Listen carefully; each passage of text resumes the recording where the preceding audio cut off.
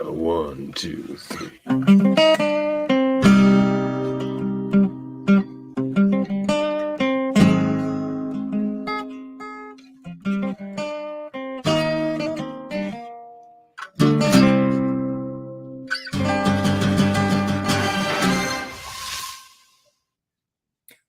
Hello, and I love the welcome to Spanish X-Men. guitar. The Spanish Yeah. guitar really kind of tells it. It adds like a level of it elevates it in Sadness. some way. Yeah, it's like a sad song for the death of your childhood, like your nostalgia guy. It's like the nostalgia tone that just reminds you you're getting older and your childhood's getting further away from you. Welcome Melancholy to X-Rated, the X-Men animated review show. This is the X-Men movie that never was special. And of course, we are your hosts, Davan and André, and with Hey. us, the writer of this movie that never was, in previous guest of the show, writer Bob Skir. How you doing today, Bob? Hey, good to see you guys. Yeah, we when we had you on the show before, we'd mentioned that Davin had mentioned that it'd be cool to once we got if we get a copy of the script, the spec script he written for an X-Men film back in 1990, I believe. That you said that you'd written it, that we would read it and then walk through it with you and talk about what we thought about it and stuff. So this is it.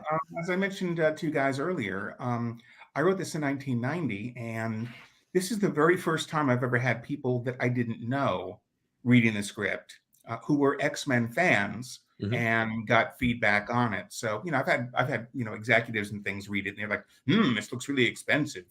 I thought that when I was reading it, I was like, "Ooh, yeah!" I was like, "This would have been expensive for too." Yeah. So, but this is the first time I've ever had like X-Men fans read it, and so I'm really curious what your what your impressions were, if you guys liked it, or what things you thought I could have done better, or whatever. I'm very curious because Well, I've always wanted to have fans see this movie, and this is the closest it's ever going to come.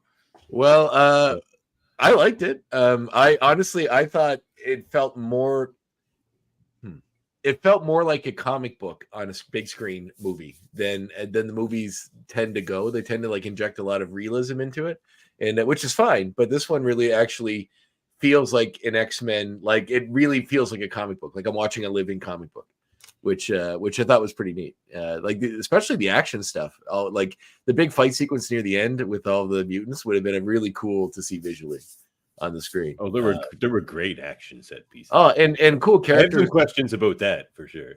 Yeah, well, it's funny because you mentioned that the executive said that like they raised an eyebrow about the budget right around the time you went to space. When every time I went to space, I was like, oh yeah, this would be an expensive movie for the 90s. The questions were around budget. How much do you think it would have taken to make this in 1990? Oh, would have been well. I mean, you think about the was it like when Independence Day would have been early 90s, and that would have been a huge movie. So it had probably had a budget similar to that. But like I said, honor and a privilege to. Yes, thanks so much for sharing it with us, Bob. It's awesome. And to get to critique it, it's a little nerve-wracking to critique something in front of the person who wrote it. But that's a first for us. Free. I mean, I went to UCLA where they had this thing called Project One, where you'd have 11 weeks to shoot a movie.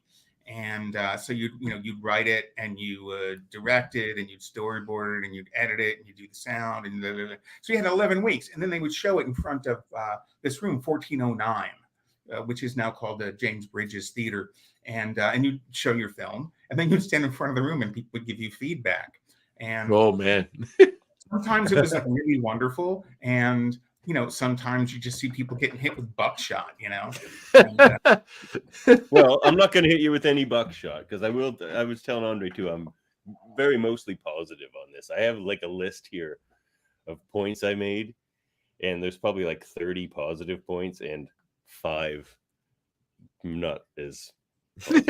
Well, hey, that's a great ratio. That's a great ratio. All your negative ones. Ones are very astute. It'd be great if like some of them I wouldn't even call them negatives. Like it's just like, but anyway, we can get into it. But no, I'm mostly positive on it. I think it's really good. I think it would have set up a better world going forward than the first X-Men movie we got, because I think you handle the characters better and make a point to build out that X-Men world a little. Like it is, I don't know how the budget would affect that, but as far as building out the world, it's bigger and it's weirder as the X-Men kind of should be, I think. Like I didn't like quite how grounded the movies we got were. They're good movies and everything, but it's just they took a little of the color and the spectacle of the X-Men world out of it. And I don't think that's necessarily a good thing. You didn't take those things out.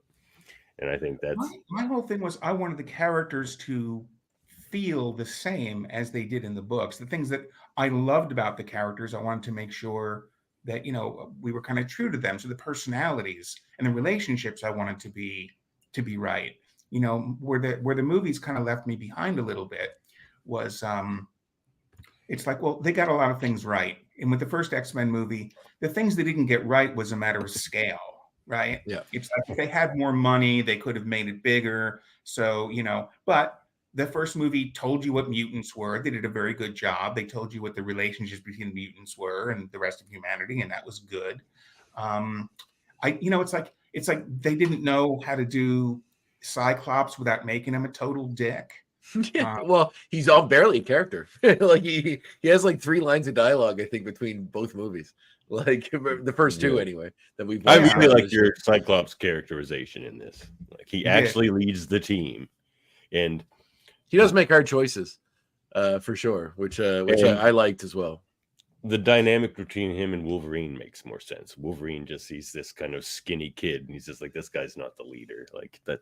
Right. Like it makes more sense, whereas it's like it's all just about the girl in the movie we got. And I'm like, okay, fine. But which it does delve into a little bit, which also to me, because how old are they supposed to be in this? Like, are the kids? Well, it says Cyclops is 24, Jean's 22. Okay, so they're not like Nightcrawler's 19. All right. I think like a movie where Jean Grey looks like she's 40. yeah, she lived a life. She was way older than Cyclops did, I'll tell you that. No, the idea was, I mean, the X-Men comics, I mean, they were the strangest teens of all. They were, you know, there was like, it's a high school for mutants. Mm-hmm. And by the time you get to the Byrne Claremont issues, it's like, okay, well, they were in their early 20s. And so I figure, you know, okay, I know, let's have them in their early 20s, maybe mid 20s in the case of someone like Storm. And of course, Wolverine is whatever the hell age he's supposed to be. 200 ish. Yeah, well, like it doesn't seem to. He was born in 1990, so whatever year it was, like, you know, in my script, I guess he would be 90 years old. But of course, you know, he looks like he's 40. Yeah. Well, that's the one thing I found that was because it kind of got right to the superhero stuff, and the other movies tend to stick around the school stuff a lot more, and this one was more like straight into superhero business instead of I showed the script to Avi Arad, who produced the first movie, who produced all the movies, and he liked it. He liked it enough to remember it years later and hire me to do X-Men Evolution. Right. But his feeling was when he read it, he goes, I think this is great, but you know, we're setting our movie a few years later. So basically, you know, I'm doing X-Men year 1, and they wanted to do X-Men year 6, so that the mansion was a school filled with mutants. Yeah. And my problem with that is that so many of the mutants look like space aliens, and the idea of the mutants, you know, as heroes or whatever,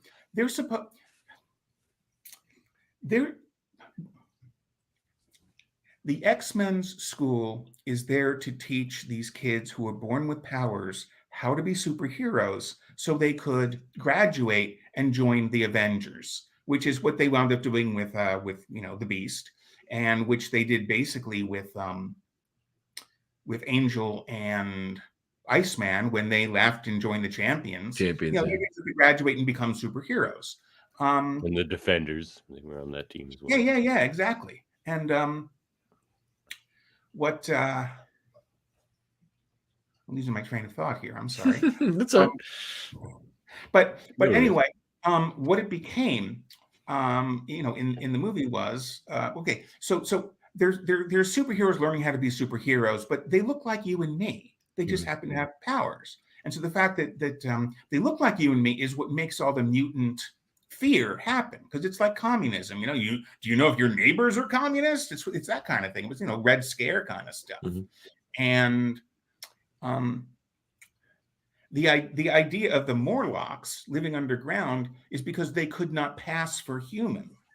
So mutants don't look like Star Wars Cantina aliens, but suddenly, like in the animated series and in the movies, you had a lot of them with like forked tongues, and they had like weird skin, and they were like jumping around like frogs or some shit. And it's like no, they're supposed to be. They look like us, They just and there were notable examples. The biggest example being, of course, Nightcrawler, because the Beast looked really odd with those big feet and those big hands, but he didn't become a furry animal creature until, like the late 60s, very early 70s. So, initially he was just, the bouncing beast. But an angel hid the wings in a big coat.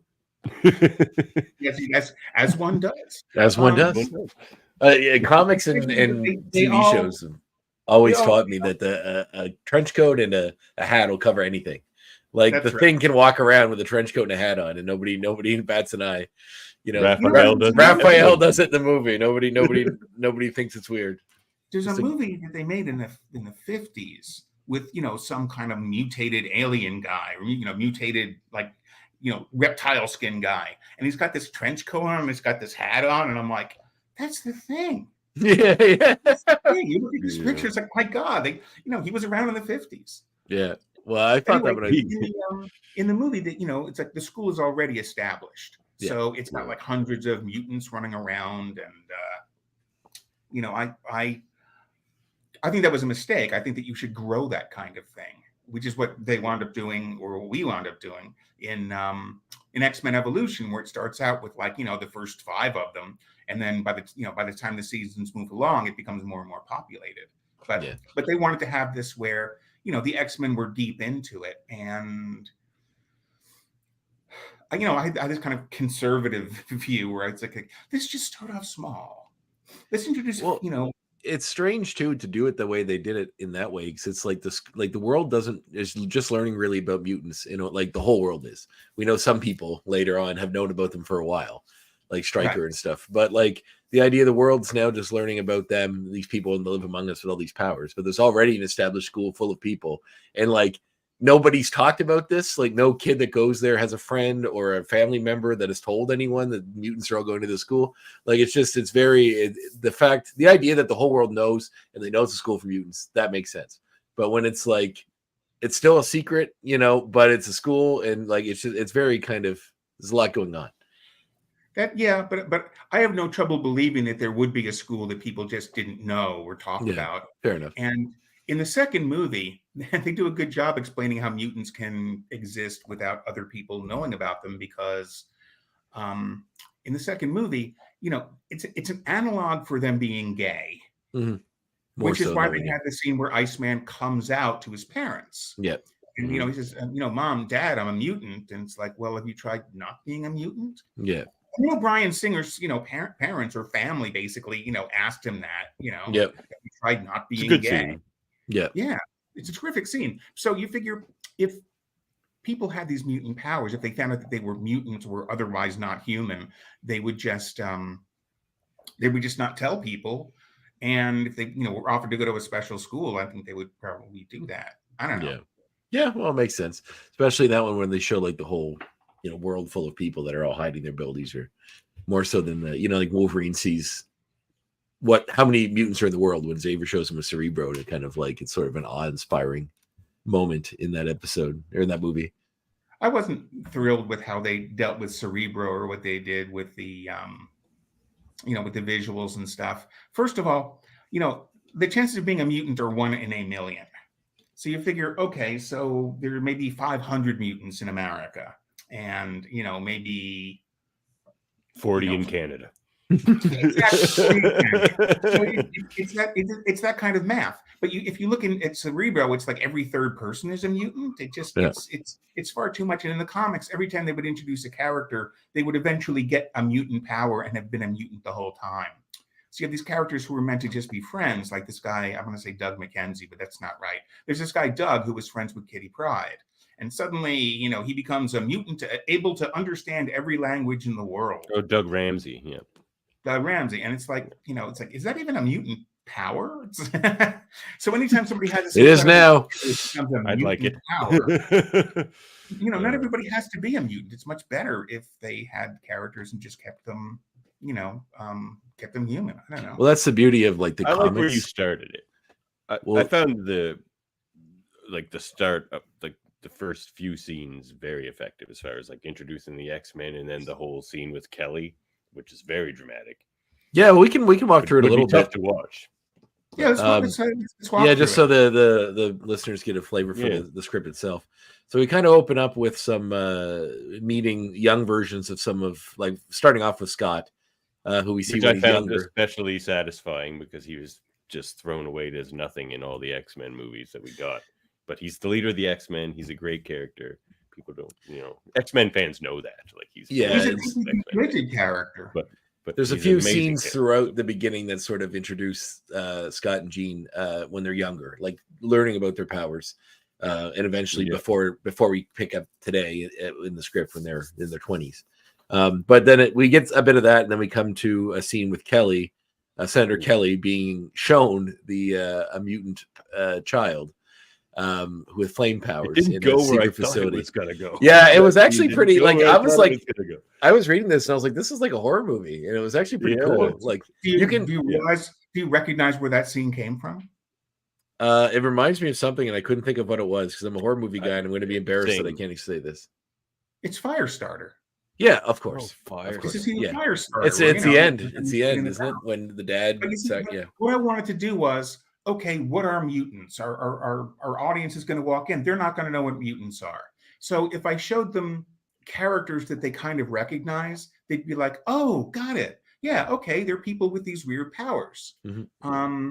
So you chose a famous example from another film to kind of carry that along. Well, sort of an homage / Yeah, sure. I'm a huge fan of this. So recognize it, but what you're supposed to say is when Stephen King wrote Carrie and Firestarter, that's what mutants are. Mm-hmm. In the movie, it starts out with a voiceover where they're showing you all these DNA lattices and they're explaining to you about mutants and it's like, why are you telling us this? Isn't there a more entertaining visual way to show us? And so, what I wanted to do was I wanted to show some scenes where you have these kids who can't control their powers, which explains, okay, well, that's why we need Xavier's Institute for higher learning. Well, it certainly makes you understand why humans would want to take the extreme way they do. Because if I watched a kid kill a whole room full of people with fire powers, and then when realizing her parents were dead, explode herself, I would be like, all right, well, and Kelly's the only survivor of this whole event where he sees all this play out in front of him. For those of you who have not read the script, yes, the scene they're describing is you have Senator Kelly, who is being shown a demonstration in a lab, and there's this little girl behind glass, and there were these guys wearing these kinds of these volcano suits, and they're like, hey, Debbie, we want you to do that thing that you can do. And she's like, Mommy and Daddy said it's not okay to do that. Goes, no, you can do it. Just look at that concrete wall and just focus on it. And the idea is, she's going to show her ability to, raise the temperature of this thing, and so it starts glowing and falling apart. And this is for the benefit of Senator Kelly, who is like, oh my God, this, if we weaponize this would be amazing. And then things don't go very well for the people in the volcano suits. They wind up getting melted. And the doctor who is showing Senator Kelly this winds up getting melted. And Senator Kelly is just there facing off with this girl. And and he doesn't know if he's going to be alive in 15 seconds or not. And finally, she's just like, my mommy and daddy are dead now, aren't they? And it's my fault. And she has this tear that goes down her cheek, and it's sizzling as it's going down. And she just blows up. And Senator Kelly's just there like, That's the most horrific thing I've ever seen. Like, yeah. exactly. And so Senator Kelly now, horrible. now he knows what mutants are, and he thinks, okay, let's do something about this. And also, by the way, the idea of having a mutant registration act doesn't mean that you're getting rid of mutants. It means that you're keeping track of them, and maybe you can wind up exploiting them later. Which, Well, I mean, in the movies, they wound up doing, obviously. But the the fact idea that is, they reference that they just so cavalierly that they killed their parents to get them out of the way, to Kelly, and they're all like fine with it. It kind of reminded me of that movie scene from Network when they're all sitting around the table and they're trying to figure out how to deal with the guy, and one of them's like, well, we could just kill him, and everyone's just like, like it's just accepted by the whole board table of people, and they're like, yeah, it's fine, like nobody really bats an eye at the suggestion. So the fact that they're that cavalier, they say that he's Howard Beale was the first person in history to die from bad ratings. The movie's fantastic. That was pretty savage. Yeah, that was a great movie. Covered that one on my movie podcast. So we wanted to show exactly why Senator Kelly would, in fact, take the view that he took, and I think I found a fun way to show people what mutants were. Yeah, it was horrific. An effective it was way, and in one scene, which is not something X1 gave us. They didn't give us that scene at all. It was like just, Kelly, that's his position, and he's bringing it to Congress or whatever. Well, it also gives you and it doesn't explain him at all or why he feels that way or so strongly or anything. Right. Yeah, I guess he's just a bureaucrat. You can do it in a scene. And for those of you who don't know, the spine of the movie is about Wolverine joining the X-Men, which is something nobody else thought to do. It's almost not at all. So anyway, it parallels very much what they wound up doing with the first movie, and it does. The difference is Magneto, and the difference is that the Wolverine in the movie he's kind of like Mad Max, right? I mean, and Hugh Jackman has said he patterned a lot of his performance on Mel Gibson. I mean, he's a neutral guy, and when you put him in the corner, he's going to go savage. My Wolverine is, well, you know what a Wolverine is, right? Yes. Yeah. It's a Canadian. It is a weasel. It is not a wolf. The Wolverine in the script is almost another villain. Like when reading it, I was like, he's almost another villain up to a point. The idea is that he's a weasel, and everything that he does, whether it's good or bad, he does in a very devious way.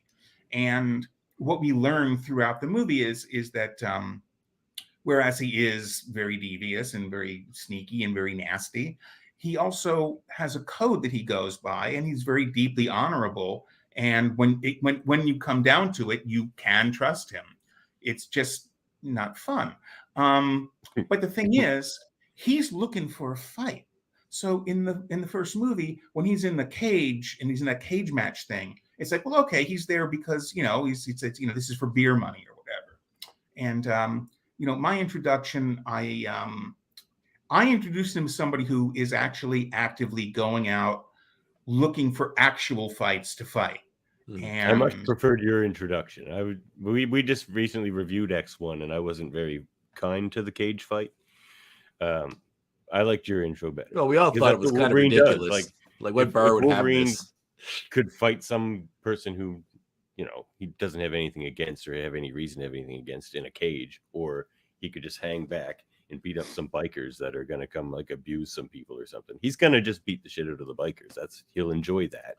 And that's what Wolverine does. Well, we're on. If we're just following the script the way it goes, we're pretty much at that point anyway. We see Jean display her powers as a young girl, and then get approached by Xavier to take to the school. And then we see, a scene which sort of introduces Magneto, but in a quick way. We don't really see him, where he is using his powers to steal missiles from a military base, and the F-18s try to intercept, but his abilities make that difficult. They don't really get a good look at him, just that he's red.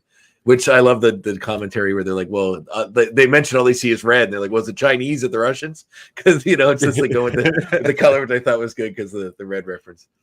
Yeah, but then this one's funnier as well. Your script is funnier than. There's a lot more comedy in this, which is good too, especially around some of the Brotherhood of Mutant characters when we get to them. But Blob is almost the star of this for me. Blob. Blob is almost the star of this for me. I love your his Blob. depiction. I like seeing him actually do something, which to show off his powers. All in the movie. characters, like every character, Here's the thing has a reason to be the there. X-Men animated series, they didn't realize how funny the characters were, and the people who did, the movies didn't realize how fun and funny the characters were. Oh, they're Yeah. hilarious. And The X-Men are hilarious. Yeah.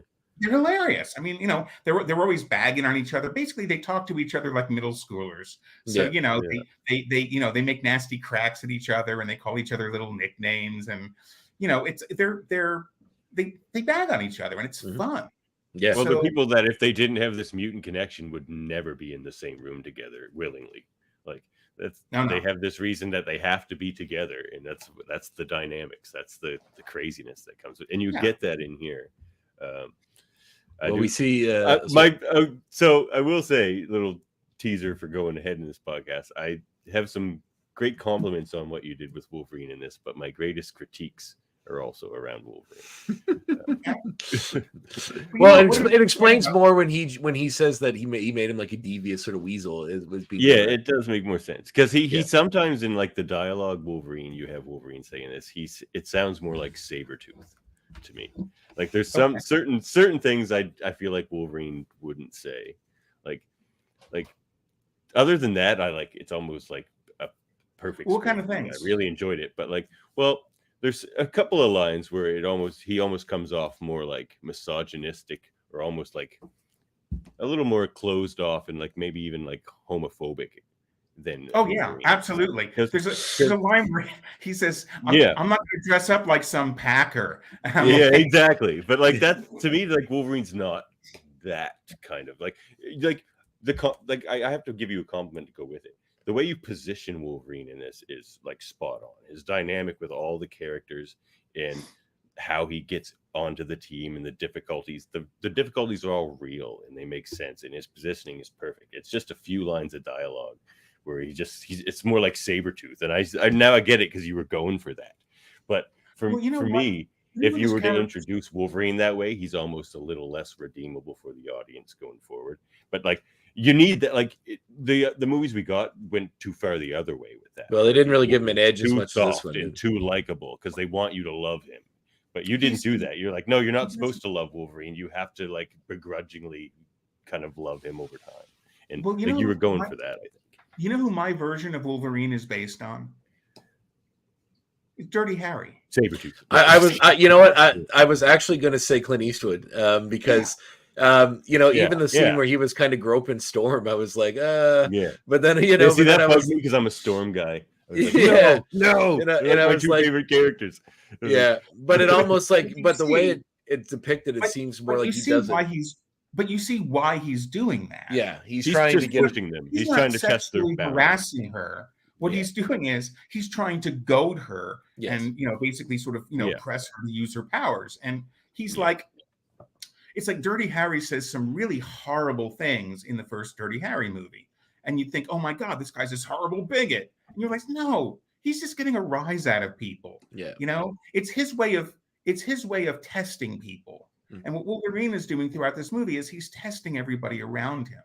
So, which is perfect. I think you did that perfectly, by the way. And by the way, that the scene where he inappropriately, is with Storm, that's a balance with the scene later where the two of them are together in the escape pod. And he saves her. And he's keeping her from losing her shit. Yeah. And it isn't because he's afraid if she loses her shit, they're going to die. It's more like he knows she needs him.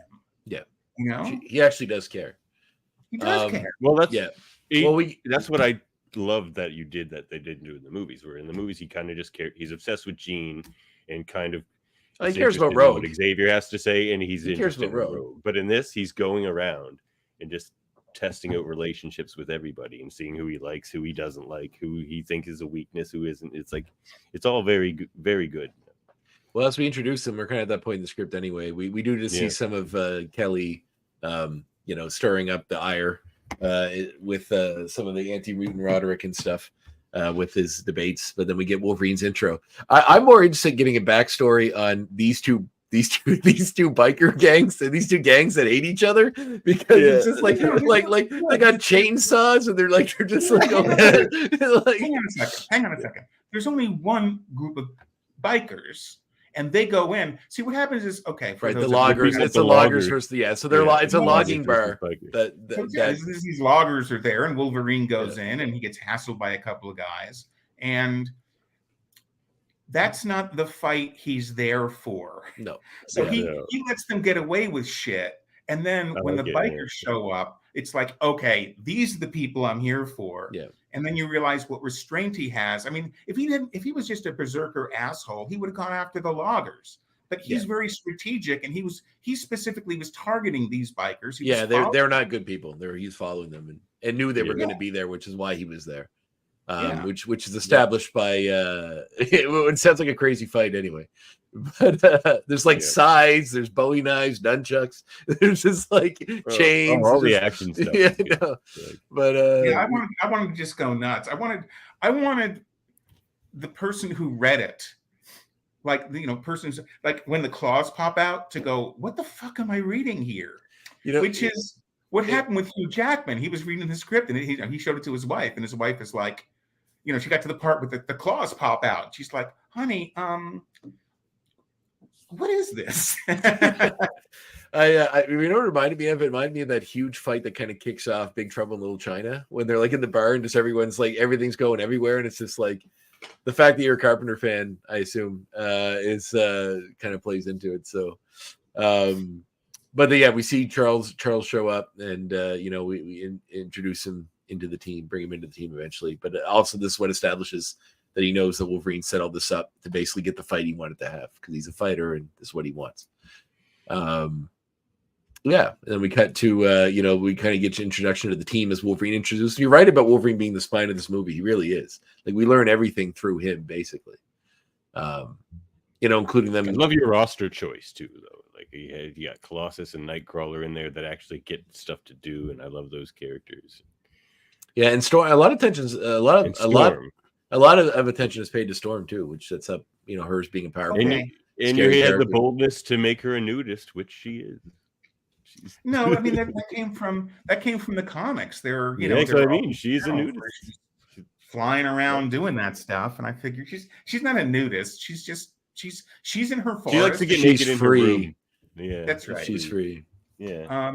But the thing is, okay, let me ask you: when you saw the first X-Men movie, or actually any of them, did you ever feel like Storm was Storm? Oh, no, not at all. Let me tell you, not at all. No.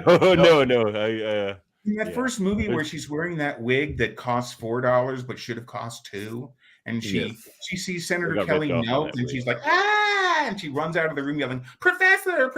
It's like, who the fuck am I watching here? Yeah, no, I agree. No, not for 1 second have I seen Storm in live action.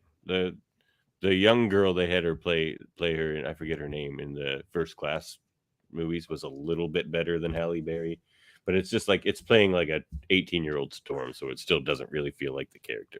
But I always, when you made this movie, your Storm should have been played by Angela Bassett, and it would have been beautiful. Everyone would know who Storm is. I don't think she would have been 20. Well, she would. I guess she would have been. She could have played a 20. Yeah, she would have been. Yeah, should have been 20. Yeah, that's right. She would have been really good. 30 or 40 or something back then. But okay, so I have to ask. I want you to be honest. Did you feel like my Storm sounded like Storm? Oh yeah. I love your Storm. Yeah. You nailed Storm. And it's actually really like there's a few characters you nailed. It was for me. It was like Storm, perfect. I loved your Cyclops. Your Nightcrawler was very good. I like Cyclops as well. My only complaint with him was when he was like Jean's trying to get close to him. He's like, no, I have to look after the team. And he runs out of the room. And I was like, at least we know Cyclops in the movie fucks. I mean, I don't know about this Cyclops.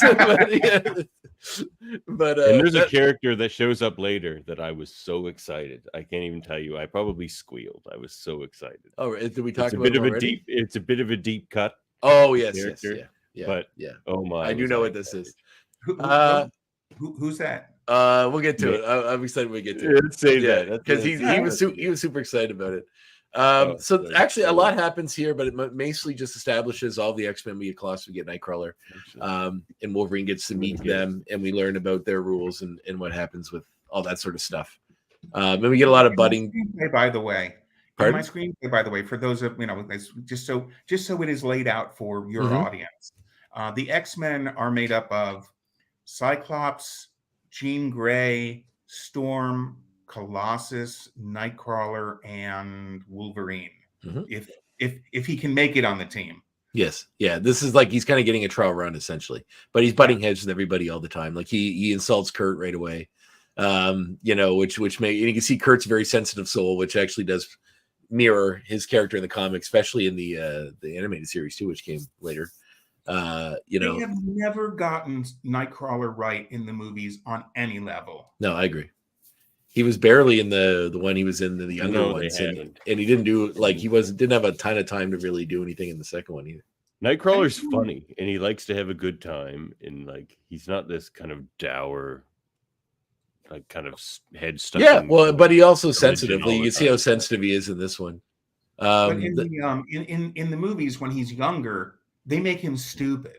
Yeah. Oh yeah. He comes from Germany and he's never been to a movie theater with more than one screen before. I'm like, what the fuck? He's like, he's never seen a shopping mall before. Have you been to Germany? Yeah. It's not some barren wasteland. Like there's stuff there. Yeah. And the way you portray his bamfing teleporting ability is really good. Like they don't really explain it very well in the movie we got, or we really kind of work with it the way as far as teleporting other characters and how what. Yeah, I liked how that. I love how when he does that, he pukes every time, and so does the other person. It's so funny.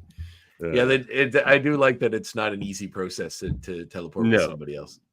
One of the things I liked about the X-Men was that they would introduce them with powers, but their powers would develop over time, and they would learn how to do it better.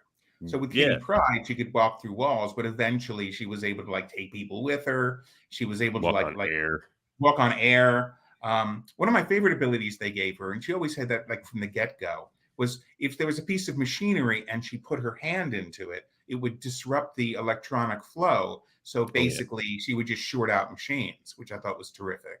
Did you think of putting Kitty in? How did you come to your roster? Actually, that's a good question. I came to my roster because I'm a very huge Byrne Claremont fan. This was the roster during that run. I didn't include people like a Banshee, who people forget was part of that lineup. Right. Yeah. I always forget that. I always forget that. He was part of that lineup, from the beginning. And then people just sort of he just drops out of memory. And here's something you might not be aware of. Do you know who wasn't on the team during the entire Byrne Claremont run? Jean Grey. Yeah, because she was dead. Yeah. She was never. No. Oh, not dead. No. She was dead, and then she was in X Factor. Right. Hang on a second. We're starting off with X-Men 110 through 140. We're talking about the Dark Phoenix saga. We're talking about she's in the book a lot, but she's not literally on the team. So you never see her picture in the corner box. Right.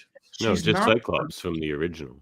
So what I did was I just figured, okay, which characters dramatically belong in this story? Jean Grey belongs in this story, so she's on the team.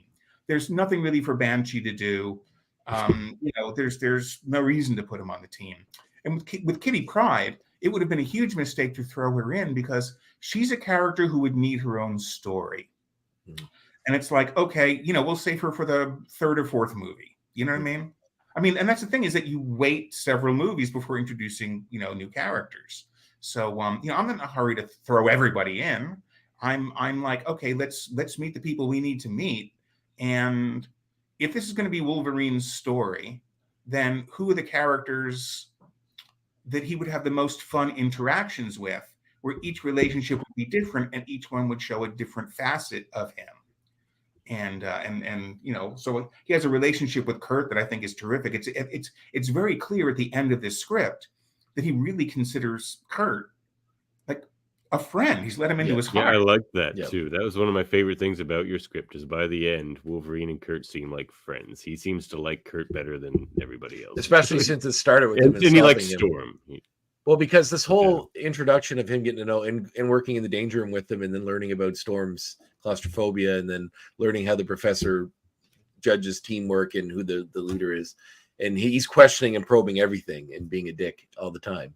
And even when Scott comes to the professor and says, "Look, he's being an asshole," and the professor says, "Well, he's testing us like we're testing him. This is his way of doing it," which establishes that version of the character that you have in the. I think the character is. I think the only divide is the version of Wolverine that you have is very true to that version. Like, it's consistent. Like, the character you've made Wolverine is consistent all the way through. It makes perfect sense. A great character. I think the only divide perhaps is that, like, compared to the version of Wolverine that we know, and we have the benefit of many years of Wolverine stories beyond 1990, which you wouldn't have had then, right? So, like, that the character has shifted quite a bit over the years. So, like, perhaps this version doesn't line up quite as well with the one we have now. But for the 1991, you didn't have as much information about him, and certainly his whole life and whole setup and everything. And you know what? I don't want to write the first X-Men movie with Wolverine as he is today, because now that he has he's a professor, 50 years of backstory, and there's so much about him, and there's no mystery about him. The fun of the character is that he's a mystery. Yeah. And you know, and I do like that. Even you don't even know his name's Logan until the end of the movie or the end of the script, which I like that touch. Yeah, because they ask him his name is, and he says Wolverine's fine. Like, just call me that, and which I liked. Do you realize how long it took for the team to find out Wolverine's name? Like in the comics, a lot of issues. And they thought his claws were in his gloves for the longest time in the comics too. Like, they didn't know anything about it. Here's the thing: is they didn't know his name was Logan until like John Byrne's second to last issue. So they introduced him onto the team in '94. It was 140 before they had a scene with Wolverine and what's her Heather Hudson. Yeah. They were visiting an old friend of Wolverine's, and she's like, "Oh my God, Logan!" And Nightcrawler goes, "Wolverine, she called you Logan. Not your name?" Yeah. Never asked. Yeah, of course. How long was it before his introduction in Hulk, and then his use in the X-Men? About a year. Yeah. Okay, I was curious about that. But I always assumed that it was, his gloves, and it's like, well, if he had these things in his glove, why wouldn't they just kind of move with the glove? Where do they go? And, in issue 99, when they were fighting the Sentinels in Rockefeller Center at the ice skating rink, because this stuff is important to me. That's when he pops his claws, and it's like, oh my God, your claws, they're part of you. So, but they didn't know Wolverine's name until that makes sense. Until he'd been on the team like 5 years. I mean, that's kind of crazy when you think about it. Yeah, I know. Like, just always say Wolverine. Because Chris Claremont told us the name many years before. Because one of the early battles they had was at Sean Cassidy. At Banshee's. He has a castle in Ireland or something. Cassidy Keep. Yes. And what happens is, at one point, Wolverine finds himself facing a leprechaun, because it's Chris Claremont. Want to throw a leprechaun in, and he's like, "Hello, Mr. Logan, how are you?" And it's like, "How do you know my name?" It's like, "Oh, the little people. We know a lot of things." And it's like, and then it's like, and then the next time we heard his name was when he told Mariko in Japan, right, during their trip back home from getting kidnapped by Magneto. And it's like so Claremont went out of his way to let us know things about Wolverine that the team didn't know. And I thought that was incredibly sophisticated and fun. I like that the little people only know his name given to him by, or they don't even they don't call him Thomas or or Hallett or Mr. Hallett or James or Mr. Hallett or whatever. Well, those names didn't exist back I know, then. but I just think it's funny because with the benefit you of can't time. hold continuity. Oh, I know. To things that didn't exist back then. I know. It's that was I still another find it funny thing about your script too, like where you went with the Nightcrawler Mystique relationship and like where the comics would end up going with that. Like that was interesting. Yeah. Mystique is now Nightcrawler's father. Apparently they really liked what they did with Cartman on South Park. What? Claremont says he always wanted to do that. Cartman's mom. Yeah, I knew that, but I'm a big South Park fan. I know that, but I didn't know the comics. I'm a little out of touch with the current X-Men comics, so I didn't know they made Mystique. So what happened to the Demon Dad? Is he not the dad? Nobody liked Azazel. No, the dad is what happened was my understanding, and I would like to be corrected. Mystique became a man and had sex with, I guess, Destiny, so they could have a child together, and that child was Kurt. They were strangely, when they first introduced, when they did Days of Future Past, they were kind of oblique about who Nightcrawler and Mystique, who they were to each other. And I thought it would make most sense if they were brother and sister. Yeah, I guess. I liked your how you played that out, like how she sold him out and everything. Like I thought that was like, ooh, I was like, that was vicious, but like, yeah. Well, I know we're on a timeline, so I think we can breeze. I don't want to breeze over it, but just enough to give us till we get to the end part. Essentially, it's a lot of Wolverine pushing back and forth. We do get a little bit between Magneto and Xavier establishing that they have a previous relationship, and I like that where Magneto asks him if he will help him with a bloodless revolution. Yeah, and but Professor X kind of knows that that's not necessarily as cut and dry as it's going to be. But we also do establish early on that Wanda is a character as well, who is the daughter of Magneto and is part of his plans. Doesn't seem to really agree with the bloodshed aspect of it, but he's trying to hide the truth of how horrifying his endgame would be. I do love the use of the word "final solution," by the way, which you use in it. It's especially relating to Magneto with his Nazi past and depending on what continuity. It's very funny. If I was totally beholden to the comics, I would have to put Quicksilver in there. And I really couldn't find a place for him to be. Like, okay, it'd be really cool to have this speedster running around with these powers. But, really, in terms of the narrative, it made sense to have the relationship between Magneto and Wanda. And it didn't kind of make sense for me to have Peter in there as well. It sort of gunk things up a little bit. You know what I mean? Speed powers are tough, too, to put into a story because they're such a MacGuffin. Yeah. Yeah, I mean, it's yeah. The way they used him in the movies was kind of fun. Like because it's such a MacGuffin, they'd only bring him in for a scene, but it was always a fun. I mean, they really paid a lot of attention to that scene. But in Days of Future Past, they did a wonderful job with Pietro. Time in a bottle. That was just brilliant. And of course, you have these idiots go, well, wait a minute. If he put it on and he put the tape on, wouldn't the song be playing super slow? And my answer is... Don't question it. It's Time in a Bottle. Shut up. He makes a force field around himself like Superman does. Who knows? Just so what? Just move. Just go with it, okay? These guys have superpowers. Just fucking go with it. Yeah. But speaking of Days of Future Past, you kind of have this. I think that's where we're at in the story now too. It's kind of this flash forward where Xavier's dreaming, and it's kind of like the Days of Future Past future that he's dreaming of. He sees a horrifying future where they're all that doesn't go where I thought it was going to go either. Like this movie does not hold back. That's for sure. Like Magneto blows up. Like some people blow up. I blow people up. Absolutely. Yeah, I do love the explode, and he's also in a wheelchair. Mirroring, like kind of becoming the Professor X of the future. That comes right from the comics. Oh, I know. 100% all the characters, all the stuff going on in that scene. It's pretty much.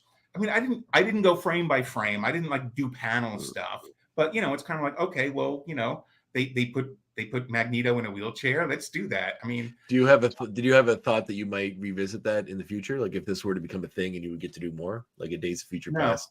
No, Absolutely not. I figured we told that story. This is Days of Future Past. There's no reason to do Days of Future Past after this story. It's kind of like, spoiler alert.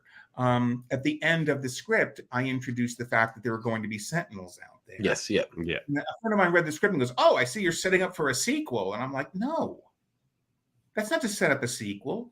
That's to say all the shit they were trying to prevent is going to happen." You know? So I really thought it was for a sequel. I didn't realize you had intended to be an end cap.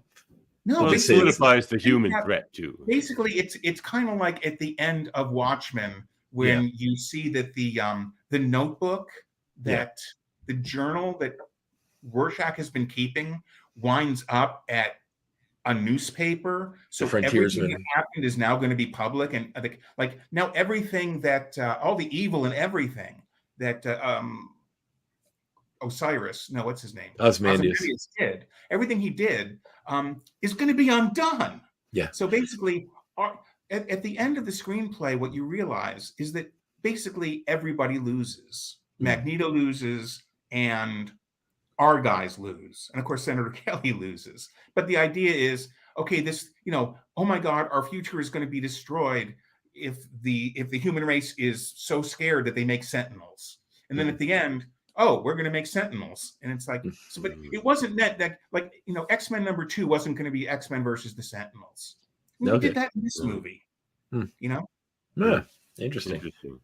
The Sentinels don't have to be the main villain either. Like them just lingering as a threat in the background is just as effective. Well, we see Professor X use Cerebro to find some new mutants. They go off looking for them and find the Blob, who works in a reptile house in Texas. Is it Texas? Mexico. Yeah, that was a fun scene.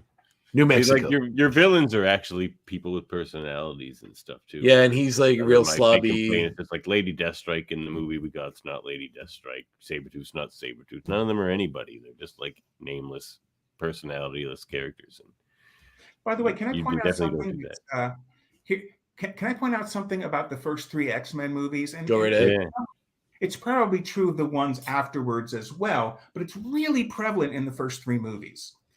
What happens in the first X-Men movie is that Magneto uses one of our X-Men's powers against them to threaten the entire world. I have a big problem with it myself. Rogue. In the second movie, what happens is Magneto uses one of our X-Men's powers against them and threatens the entire world, being Professor X. I called it the inverse in our reviews. I'm like, X-Men 2 is just the inverse of X-Men 1. But okay, so in X3, Magneto uses one of our X-Men's powers against them to threaten the world. So what you realize very quickly is, with these movies, the world would be a lot better off without these X-Men. Yeah. Or Magneto. Yes. But if the X-Men weren't there, the world wouldn't be under threat. Yeah, they're the big threat. So I mean, it's a huge mistake where your heroes in your movie, your protagonists, are the problem. And in the first 3 movies, that was very much the case. I'd like to think in my movie that wasn't the case. Yeah, no, they're heroes in your movie for sure. Well, they try to be. Yeah. They try to recruit Blob, doesn't go well. He turns him down, and then we learn that he is already aligned with Mystique and Magneto. We also have a scene earlier on where we see it actually might be coming up soon, where we see a moment between. Yeah, Pyro's really funny and quite a true adaptation of the character as well. Yeah. But it all kind of heads down until I know we're pressure time, so I don't go too nuts. But a big Kelly is having a big rally in which the Brotherhood shows up to instigate. Now we think it's just to attack Kelly, but it's also a distraction for Wolverine or for Magneto to give out his final plan, executed. So there's this massive fight between Avalanche, Pyro, and Blob, and then the X-Men, which is cool. Like it's such a cool fight. Because every X-Men, like every Marvel movie now, most of them is like the group or the person that we're following fighting an army of robots or aliens or other people. And it's nice just to, and I've always say I just want to see a superhero fight between like the team and another team, that like not 1,000 robots or 1,000 whatever, just like small groups. Like it's like that's why I always wish the Avengers movie would have had one where they fought the massive evil or something. Like we just got a straight up 5-on-5 or 4 fight. Like instead actually the best fight like that was at the Berlin airport in Civil War. Oh yeah, that's right. That is right. See, what you have are heroes fighting each other, and so it's a fight between people who all have personalities and points of view, and it's it isn't just ripping robots' heads off or something. These guys are all fighting, and on some level, they're all kind of right. Yeah, absolutely. But here's the question I have about that, though. So, like, we got a pyro in the movies, sort of, and he's not English. The best they could do with his powers in the year 2000 was like barely make it look like a flamethrower. In the year 1990, did you think they could make flame lions and flame like all the fists and all the cool things that I would love to see? It was an awesome fight. Fire before CGI, fire was always a problem. And whenever they had movies where they had to do fire as a special effect, unless they had practical fire involved, it always looked really kind of dicey. Yeah. And there were certain movies that got mocked because fire was crucial in a scene and they couldn't make it work. But it's like, okay, this is the best we can do. So to answer your question, I didn't know how they were going to do Colossus. Mm-hmm. Although some sorts, I guess, like a costume. It was a year before Terminator 2, so I didn't know you could do CGI people. So that was brand new. I mean, the CGI they had at that point when I wrote this were the octopus creatures in the abyss. It was very much. They could have just T-1000 them. It would have been great. I was actually the T-1000 didn't exist then, so the special effects weren't there. And also, Nightcrawler's tail would have been a bit of a problem, but it's not that much of a problem. But definitely Pyro's fire. Yeah, absolutely. That would be if he's going to make lions and things. Which was cool. The executives probably would have came to be like, look, Bob, here's what we're going to get. We're going to have to set a lion on fire. It's not going to be a lion. We're going to set a lion on fire. I just, there are too many lions. We'll take one of the bad ones and just. Let's light him on fire. It'll be fine. Let's just light him on fire. We're going to light him on fire. It's going to be a guy in a fire suit. It all sort of accumulates with them being kidnapped by Magneto and taken to space. Well, actually, no, sorry. It's he interrupts some of the fighting. Can we just all comment on how crazy Pyro is? Like, not just like the comic design and everything. It's just like he's a guy with fire around him all the time who carries fuel tanks on his back. Like he's a ballsy guy. No. He can't make fire. Yeah, I know, but it's crazy that he has to carry this fuel tank around. Like that's dangerous. Well, I kind of play on that. You do play on that. Well, it has to be mentioned, and I'm glad you really mentioned it. Wolverine has a lot of fun with that. He does, yeah. And it makes it okay for Wolverine to be smoking. Yeah, that's true. That would have been a big issue too. Wouldn't get away with that anymore. Well, they had him smoking in the newer ones up until a point. You know what? No, fuck it. I would have him. I would have him smoking cigarettes even today. Well, he doesn't have cancer. He can't get cancer. Why not? Let him. He? Why not? Why let him? But in the movie Aliens, they have her smoking. Yeah. It's like, why do they have her smoking? And she's always smoking. Well, later on in the movie, she needed to set off a fire alarm, so she needed to use matches or a lighter. So it's like, okay, well, she uses a lighter. Why does she have a lighter? She smokes. Yeah. So that's one of the things where it's like, okay. If we need her to do this here, we'll set it up here. And so with Wolverine, it's like, okay, if I'm gonna, it's like, I wanted to smoke because Wolverine smokes. I wanted to smoke cigarettes because Wolverine doesn't smoke stogies. He smokes cigarettes. And that's, as far as I'm concerned, I know a lot, it's like, anyway, it becomes a plot point later on. So it's kind of like, well, if you complain about him smoking, it's like it's important that he smokes because he needs to make this happen. Yeah. And some people say if people are smoking in a movie, it should automatically be rated R. And I'm thinking, you know what? Right. Complaining about Wolverine smoking is like complaining about the fact that the pirates in Pirates of the Caribbean are acting in ways that are inappropriate. Yeah. Plus, he's been a soldier countless times. He's smoked. But here's a nerd question: can Wolverine, due to his healing factor, get addicted to nicotine? I would assume not, but He still might like it. But, yeah. Well, I do want to get to this. Is where basically Magneto kidnaps the team when they're trying to escape from the government in the plane, takes them to Asteroid M, which is where I was like, oh wow, we're going fun with the and takes them in under his control and gives them inhibitor chairs to stop their powers and kind of gives his whole fucking plan. Around. This is my one X-Men script. Yeah, absolutely. All in there.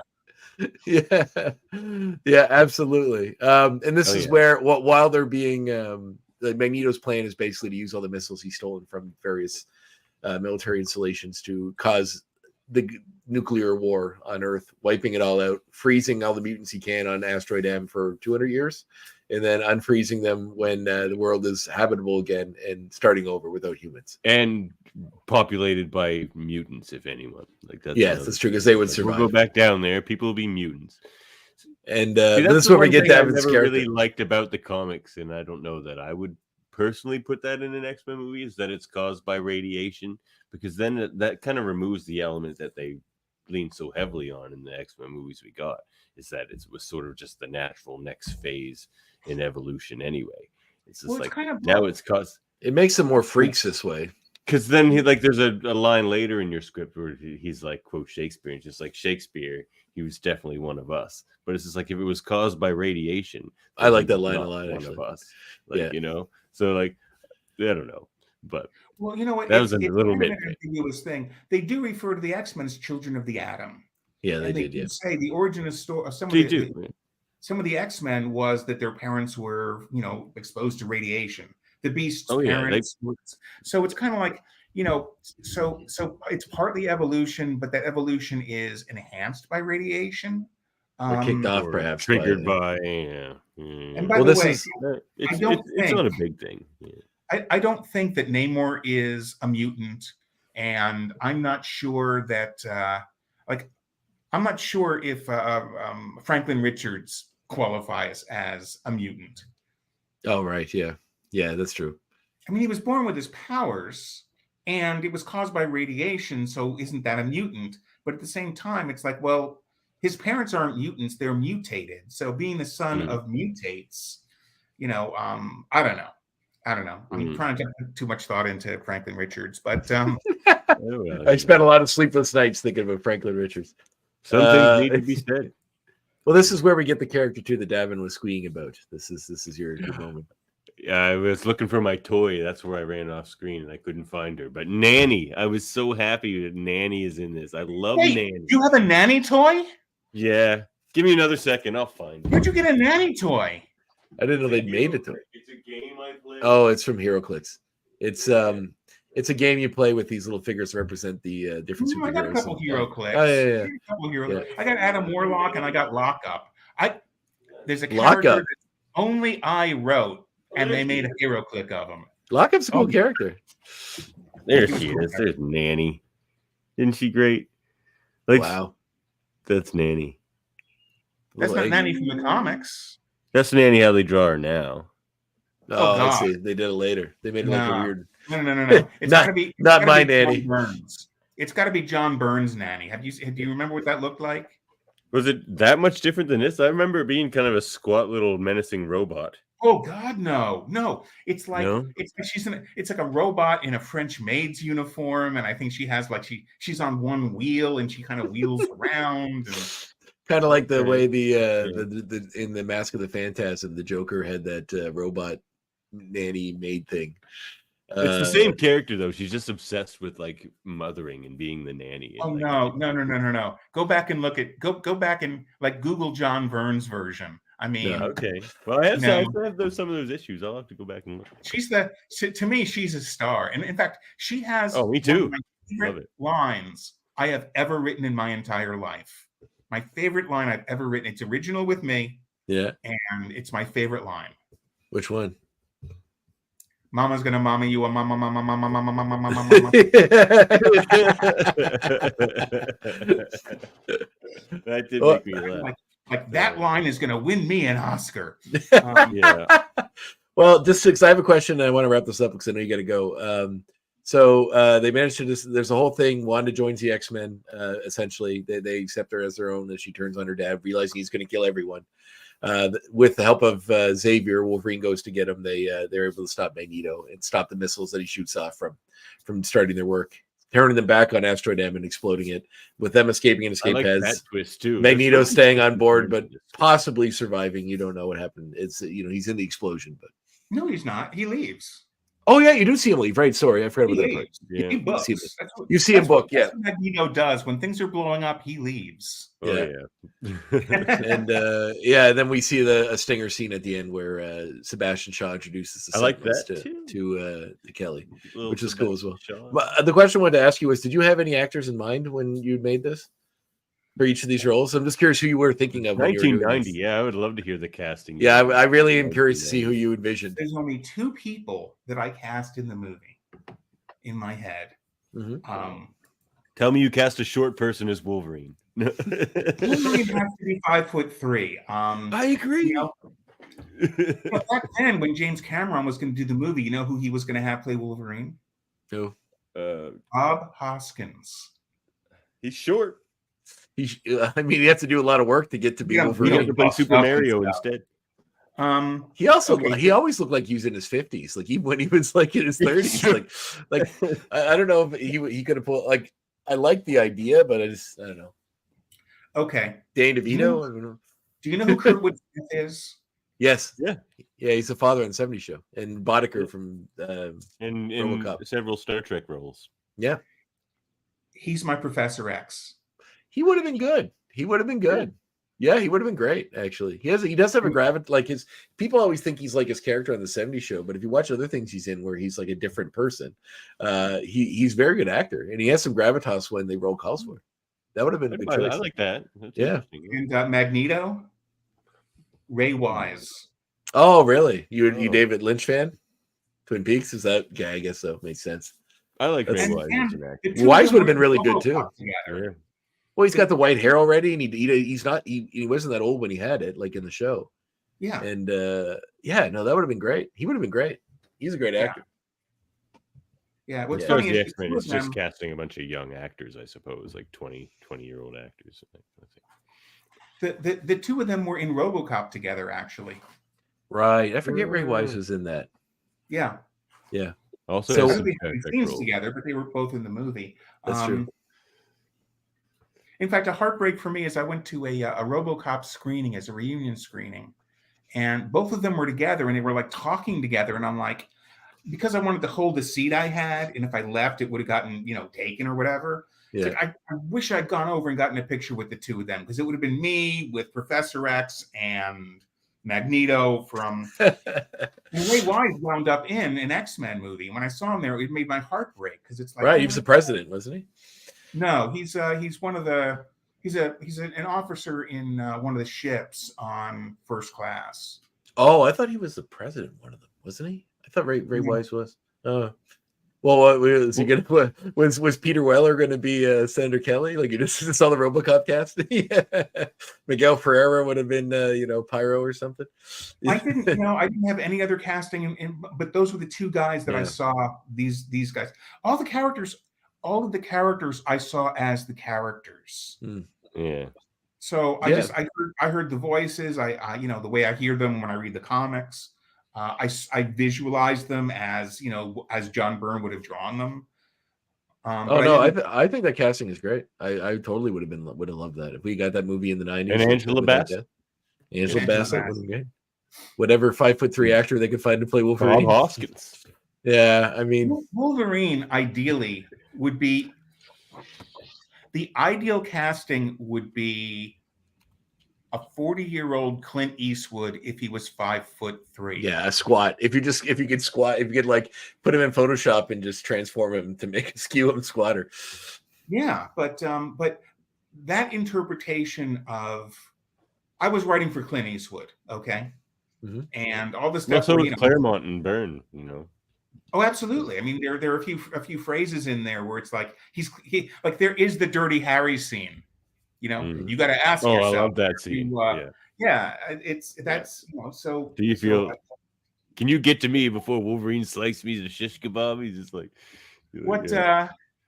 You know what? You know what? Actor's 5'3". I'm just going through a list because I'm curious. Joe Pesci. he's the right height. There was a picture of Clint Eastwood, and I literally drew the cowl on him. And I swear to God, he only looked like Wolverine. I swear to God. Yeah. Oh yeah, yeah. I could see that. Well, you know, one of the other nitpicks I had was the Wolverine's healing factor was slightly inconsistent, but the comics and the movies and the X-Men animated series did that too. Where in the X-Men animated series, the first time Wolverine gets hurt, he's in like a bed for like a week. Then every time after that, nothing can ever hurt him. This is like that's what happens in this too. It's just like the first time he gets hurt, he kind of gets laid up for. Well, how tall is Scott Eastwood? You might get your wish if Clint Eastwood's son is rumors of that. You know, there's rumors of that. He's that short. No, I don't think so either. So, what were some of the things? What were your 5 notes? Where did I go wrong? Well, I've already told you. My notes were pretty just much around Wolverine, where I felt like the dialogue went a little too far into like Sabretooth territory for me for Wolverine. So, like, most of the stuff around Wolverine, I felt was like perfect. You somehow gave more details about Wolverine than the X-Men movies we did, but somehow created more mystery at the same time. Well, they do establish in it. They do reference that they knew he was Black Ops with the Canadian government. I do like that you mentioned CSIS in it, which is fun. But somehow that made him more mysterious. Like, yeah, they do mention the Weapon X program. I do, and I really appreciated some of the little, like you mentioned CSIS, which is fun. Although I don't think it's spelled right in the script. I think it's different in the way we do it. I'm not sure how they would do it justice in 1990, but the 2 Nightcrawler fight, because Mystique had also turned into Nightcrawler, would have just been a delight to see. Like, see that now in a movie with what they can do, I would just love to see 2 Nightcrawlers. Yeah, we may have glossed over that, but in the script, they're brother and sister is the way we went with the. And she's the one who sold him to the circus. I was like, oh my God. Which is like. So many things that happen in this that made me just my jaw drop. Cartoonishly really evil. You're just like, I don't like my brother. I would have shipped him off. I would have turned him in and shipped him off to the circus. I really can't thank you enough. This was a fantastic read. It was fun, actually. Yeah, it was really cool reading, like getting a glimpse. You know, like these documentaries they make now that are like the movies that almost were. Like they did one about the Superman movie that Tim Burton almost made, and they did one about, you know, like all those sort of the Jodorowsky's Dune, like it kind of gives you a little, it gives you a little bit of that flavor, which is like cool to see the world that could have been. Mm-hmm. Well, what's great about Jodorowsky's Dune is that's where Alien came from. Right. Well, the director of that, I mentioned to you, and I'll see if I can pass this on to that other podcast I listened to. But the director of Jodorowsky's Dune is one of the guys that does that Best Movies Never Made podcast where they read the scripts and talk about them. So I'll see if I can find a way to pass it on to them, because that'd be cool. Maybe you can get on their show as well. Sure. Awesome. That was fun. It was a really fun read. And like I said, it felt like I was reading a living comic book, which I don't really feel like I get much in. You know what movie made me feel that way the most? Mystery Men. Okay. Yeah. like back, and that was late 90s, right? Or so like this is better than okay. Oh, I agree. When I saw that movie, I thought, okay, it's possible to do Watchmen. Yeah. And it took them a while, but they got there. But yeah, no, I dug it. I thought it was fun. It's kind of, it actually reminded me a bit of like, not that they're the same, because this was definitely a goofy show, but like the Tick TV show from like back then with Patrick Warburton, like, you know, it felt like you're watching the comic. It really took the flavor of the comic and really like put it into a real world setting, but didn't lose the fun comic bookness of it. Well, what Joss Whedon said after he had seen The Dark Knight was, I really liked that movie, but afterwards I didn't feel like I saw a superhero movie. Yeah, I agree. And I like those movies, but they're not superhero movies. They're just melodramatic action movies. Right. And whereas the Avengers movies, particularly, you know, the first Avengers movie and Civil War, which is actually Avengers 2. Yeah. Like I felt like I was watching, and also this is reviled, but I really liked it. The second Thor movie. I felt like I was watching Jack Kirby and John Buscema's artwork coming to life. I felt like I was watching a comic book. So, what I wanted was for people to feel like I wanted them to experience what I experienced when I read those comics on a big screen as a movie. That's awesome. Yeah. Yeah. And I'm in the camp too. I actually like the Spider-Man 3, the Sam Raimi movie. Most people don't. I wouldn't say it's a masterpiece, but it felt like a comic book to me. It's like all of a sudden, Here's my argument for Spider-Man 3. Yeah. First of all, it's the first Spider-Man movie where it looks like he's in actual New York.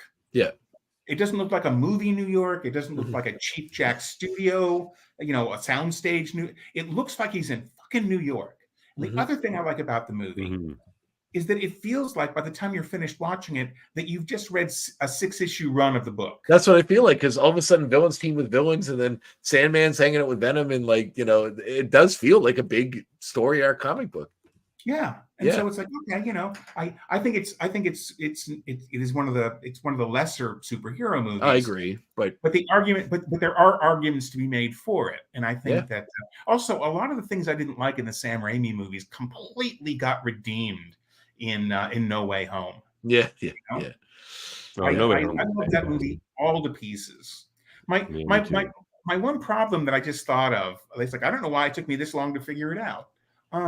They establish Matt Murdock in No Way Home.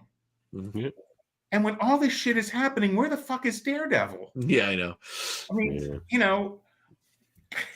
was Hell's Kitchen that busy that day? Well, it's also like when something's going on in one of the other side Avengers. Yeah, that's comics. Why don't the Avengers come help out? It's like especially in New York, where like 90% of the world's superheroes live. Like New York should be the same. In like Thor 2, like there are rips in reality to tear apart the world, and like none of the Avengers are around to help out. They're just they're off doing something else.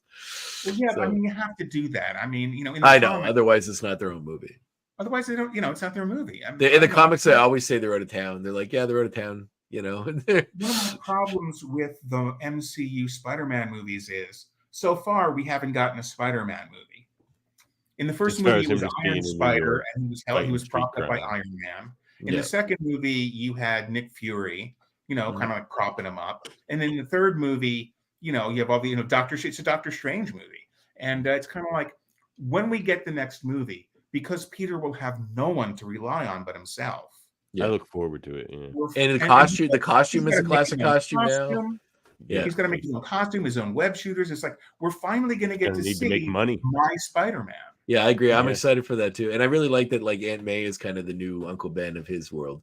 Now he has no one. He doesn't even have Aunt May. That's crazy. Like, we finally got the Gwen Stacy story done right. Yep. I was there when Gwen Stacy died. I was there having the "oh my God, you didn't just do that" moment. And when they were killing off Marissa Tomei's Aunt May, I'm like, you are not doing this. And it's like they didn't sell it well in the first Spider-Man movie because they soft pedaled it and got there too early. They didn't do a good job in The Amazing Spider-Man 2. Because it was the same as the first time they tried. They didn't do anything new. Like my complaint. They did a great job with Aunt May.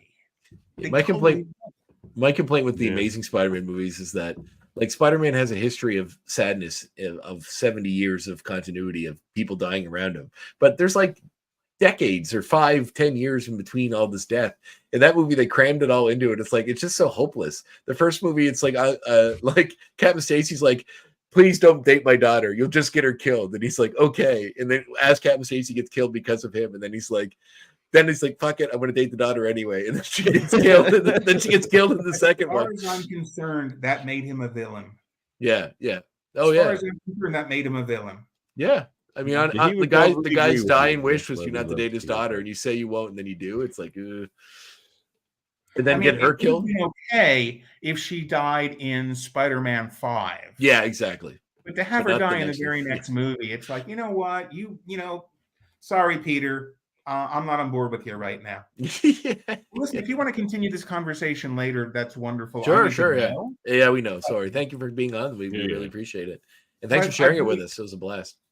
I'm glad I got to hear some feedback. I'm gonna talk about it more with you guys. Sure. Okay. So let's do that, but privately or whatever. But I Yeah. want to thank you guys for reading it, and I'm really, really glad that you liked it as much as you did, because as I tell Really people, I'm very proud of it, and it's never going to see the dark of a movie theater. No, well, yeah, No. there's still hope. Maybe there's hope. You never know. You never know. Yeah, it's You true. never know. We can I make a mean- radio theater out of it. We have a whole radio theater troupe over here. That would be pretty funny, actually. Yeah, it'll be fun. Cool. Well, yeah, thanks so All right. much, Bob. It's a pleasure as always. Yeah. Well, I liked hanging with you guys. Let's do that. Yeah, Let's yeah. do it again sometime. And Sure. thanks again. Absolutely. Oh, See you again. too. All right. Talk to you Bye-bye. guys soon. All right. Bye. Catch you later. Yeah, it was All right. fun. That was fun, and it was a good script, and it was. It fun. was a good script. It was fun. Like the issues I had with his portrayals of Wolverine were lessened somewhat after his description. Whereas, Well, like, when that's you what he was know, going for. I guess when you see what he was going, like I said, it just like the version of Wolverine that we all know and love today. It's kind of a far cry from that Wolverine. It's more guess- evolved from that. As I was going through it, I was like, like he seems like a villain. They have him like we didn't really get into it because we went to the speed through for time, but he was like testing the team. He like hacked into the danger room and made it more dangerous so that they didn't have the safeguards anymore, and like he really pushed them. But like it's all in service to him trying to push the team. Yeah, better it was or less of see what they're made that's of. Wolverine being his self, but trying to be more villainous to push their buttons. Yeah, so So I would have been curious to see what it would have looked like, the costumes and everything. Like as you're reading it, your mind's spinning with all these ideas and what that would look like, and and it's cool. Like I said, the fight sequences, like the Civil War fight, he's right, was the best superhero fight in movies. I read most of it in the X-Men TAS voices whenever possible, but yeah, I can see that too. I read Magneto in Ian McKellen's voice. Well, he's great in it. McKellen was a great Magneto. I don't know if he's physically the imposing person he should be. The one in this script does seem like they even described him as vampiric, which made me think of like John Byrne's version, which is when he calls him vampiric, it kind of made me think of Christopher Lee a little bit, which would have been interesting too. Christopher Lee would play a great Magneto. He would have been, yeah. But I do think like his choices were cool. Ray Weiss is kind of a short, not necessarily super imposing dude, but like he's got like a stern face, the hair, intensity to him. Yeah. Like I mean, his role in Twin Peaks, he's so good in that. It's crazy. Yeah. Well, yeah, that was fun. I fun. hope everyone enjoyed that special, and it was definitely a privilege to read that script. We're like the first for sure. X-Men wonks to really take a crack at it. Well, the fact that he even trusted us to do that was nice. I'm glad he's a fan and likes talking about it being on the show. A great friend of the show, that Bob. Friend of the show. Mm-hmm. All right. Well, you want to get going? Should we? Well, I don't know. You want to do anything else? We got lots of segments. Well, I really need to go to the roll. If you want to talk for a minute, I go to the bathroom, but I really need to go to the bathroom. No, this is a special. Let's get out of here. All right. Fine. Well, only thing I want to say is read the graphic or go listen to my other podcast, and I'll dive into other podcasts. Oh, I'll do the rundown if you're gonna run. But so I can hold it for half a minute. All right. You can support the show at patreon.com/X-Men Review Show. Get yourself some sweet merch over there. We've got it. You want it? We've got it. This one's for you, Morph. Speaking of which, our next interview should be with the voice of Morph. Oh, beautiful. Ron Rubin. So that should be in the next, maybe even next couple weeks. Do you say Rick Rubin? He did the voice of Ron Rubin. Rick Rubin, famed music executive and producer. Ron Rubin. Oh, Ron. Okay. Ron. I wonder if he's related to Rick Rubin. Probably. Of course. It's comics. Everyone's related. Well, I mean, Rick Rubin's not involved in comics, but the world we live in apparently is. He is if he's related to Ron Rubin. Could be. Contact us at xmenreviewshow@gmail.com. Follow us on YouTube, Facebook, and Twitch. Find our audio-only version wherever you get your podcast. Put the one up for your Hold Up podcast. It's not up yet. Please like, review. What? What's not up yet? The audio version is. Is it? It didn't show up my feed. All right. What? Keep talking. I'll be right back. Okay, I'm positive I put that up. We're going to confirm that before we get out here because it's fun to prove André wrong in front of all the ex-goons. In fact, it's what I live for. But we are a proud member of the United Federation of Podcasts. Where we have. Oh, check out this. Well, you guys saw it, right? Our cool new logo. You guys have all seen that. André did a fine job on it. He's certainly the beast to my Wolverine sometimes. And did you check out the gambit he made of ex-goon Daniel? We're gonna build a whole team here, maybe, of ex-goons. Who knows? But it's good stuff. And we got other podcasts here in our United Federation, like Hold Up, a movie podcast. Our next one is on video games, which will be tomorrow night. We'll be talking about Mario Brothers, Double Dragon, and the new Super Mario Brothers movie. So those are the movies we'll be talking about there. André says we didn't post the last episode, which was on radio in audio only form. And I think we should probably just confirm that here in a minute. But, there's also Eamon on Track.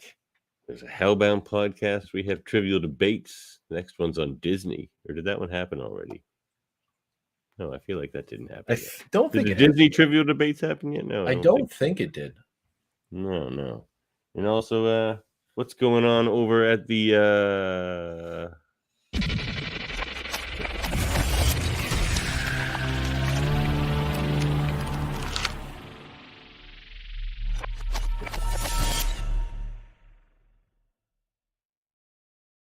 Big things, Davan. Big, glorious, amazing, magical things are happening over on the other show. I'll have you know, we did post the last episode. Oh, good. It didn't show up it didn't automatically download in my feed from the ones the thing that I download movies from. Well, it's there for you to enjoy. It's not okay. It's not on the one that I follow. Castbox is the one I use. Oh, but, well, you see, that's why I'm trying to pull you over to away. No, it's well, it's just where I listen to my podcast through. It's not like what I. Yeah, but that's because for the Hold Up, we use one of these free services, whereas for our great X-Men podcast here, but all your other ones, we throw out the big bucks and we go everywhere. So, well, it's not here. Are you sure it's there? Well, it's on Spotify. I don't have to go to Spotify. Yeah, well. All right. Well, yeah. So we have a bunch of maybe folks Anchor doesn't send stuff to Castbox anymore. Well, that would suck because they're my preferred podcast listening apparati. All right. Yeah. So the episode just dropped yesterday with Michael T. Gilbert, creator of Mr. Monster. And next week I have an episode. This one I had to put it ahead of others that I've recorded already because he wanted to have it come out in time for his Kickstarter. So Rich Woodall is on that next episode, which will be this Monday. I'm recording that with him tomorrow. And then I got 3 more already recorded and ready to go. We got Paris Elaine after that. Then Craig Miller after that. And then the one I just recorded yesterday with former DC editor, Mike Carlin. You've been all in Twitter about. Yes. Not Twitter. It was a cool conversation. He was the editor of all the Superman titles when the death of Superman happened. So there's a lot of cool insight about what was going on, how they came to that decision to do that, what was going on in the room and in the world at the time of comics and all the decisions they made and the end game plans. Those were dark times. They had an end game from the get. They knew it ran for a year. They knew when it was what was gonna happen. I actually talked to him a bit about the comparison to the Clone Saga, where and he said he knew people working at Marvel at the time because he used to be an editor for Marvel as well. And, he said he knew they didn't know what was going on because the people working on it didn't know what was going on. But at least with the Superman, the death of Superman, they had a clear plan from the get-go. How it was going to be, what it was going to turn into, and how it was going to end with bringing back the original one. But and even the way they picked all the alternate Supermans, like the 4 that rose to keep us going in stories before Clark Kent came back. It was cool. It was a very great conversation, very neat. And but because we're doing them weekly and I'm recording them in advance now, you have to wait a month for that one. That one will drop on February 12th. Everybody. Yeah, February 12th. Tune in. Yeah, Davan, producer Davan's been doing a good job getting me and look forward to some video segments of the graphic history. Just advertising really, but Just advertising. Well, they're video Just clips. And I did get an exciting email today, which I don't want to reveal in case it doesn't happen, but I am. It would be very cool if that guest comes. That would be very cool. All right. There's also Super Mario Brothers, and of course our various Star Trek content, where we just talked about astrophysics with Dr. Aaron McDonald. And on Thursday, we'll be talking with Chancellor Martok himself. Chancellor Martok himself? Really? You're gonna have the actor on? That's awesome. Yeah. Very cool. We're gonna talk JG on Thursday. I'm really looking forward to that. Oh, that'd be really sweet. I shall pledge my batleth to his house. I'm sure he hears that nerdy shit all the time. My batleth right here. It's small, but it's mighty, and it will serve his house well. That is one tiny batleth. Yeah, but it's not the size that matters. So is our next episode X-Men 3? Is that going to be it? Oh God, I have to watch that movie. Ryan Jablonski. Yep. This was your idea, man. I hated that movie. All these movies. And you like all these movies more than I do. No, I don't like this one. I do not like this one at all. I do not like this one at all. It would be interesting if we end up on opposite sides of the ratings list on this. That would be actually pretty interesting if I'm just shitting on everything and you're like, oh, the Juggernaut. You just give it like a 2, and I'm so like, you know, it's a solid 6. It's a solid. I remember being so annoyed by it, and even when I bought the DVD, it was like $5 in a bin, and I was like, well, I'll get it to be completionist, and I rewatched it one day, and my girlfriend at the time was in the other room, and she just hear me like audibly groaning. This would probably be like 15 years ago, but audibly like just being like, when something stupid happens. It's just like just no enjoyment whatsoever. Oh my. And I should say I made for the bad. So we just did our What If Season 2 review, and we'll do our Echo Season 1 review I think this weekend. I'm on the final episode of Season 2 of What If right now, like 10 minutes in. Okay. I just found out who the villain is, so makes sense. Yeah, sure. Well, we can do a segment if you want. I got to pee in, so I'm happy. Well, we already did the rundown. We might as well just get out of here. And all right. Well, you know anything you want to suggest? Any comics? Go live our lives. Yeah. All right. Sounds good. Which for me means pass out next.